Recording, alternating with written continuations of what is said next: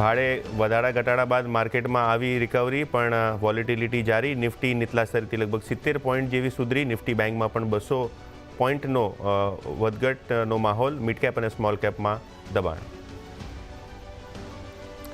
Pharma અને healthcare ઇન્ડેક્સની તબિયત સુધરી. 1% વધુનો ઉછાળો. ડોક્ટર રેડ્ડીઝ બન્યો નિફ્ટીનો ટોપ ગેનર. તો સામે સરકારી કંપની, રિયલ્ટી અને બેન્કિંગમાં આવ્યો ઘટાડો.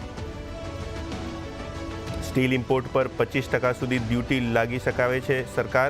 ચીનના ડમ્પિંગને રોકવા માટે ઉપાડવામાં આવી શકે છે પગલાં. સૂત્રો તરફથી મળ્યા સમાચાર. અદાની ગ્રુપની કંપની અંબુજા સિમેન્ટે સબસિડરી મર્જ કરવાનો નિર્ણય લીધો. સાંગી ઇન્ડસ્ટ્રીઝ અને પેના સિમેન્ટ થશે મર્જ. સાંગીના શેરહોલ્ડર્સને 100 શેરની બદલે અંબુજા સિમેન્ટના 12 શેર મળશે. સમાચાર બાદ સાંગી ઇન્ડસ્ટ્રીઝમાં લગભગ 11%નો ઘટાડો. માર્કેટ રેગ્યુલેટર સેબીએ એફપીઆઈઝના વાયદાથી જોડાયેલા ઓફશોર ડેરિવેટિવ ઇન્સ્ટ્રુમેન્ટ એટલે ઓડીઆઈ જાહેર કરવાની લગાવી રોક. કહ્યું, ભારતીય શેરબજારમાં ડેરિવેટિવ પોઝિશન હેજિંગ પણ નહીં થઈ શકે. એફએનઓ દ્વારા સટ્ટાબાજી પર નિયંત્રણ મેળવવા હેતુ લીધા પગલાં.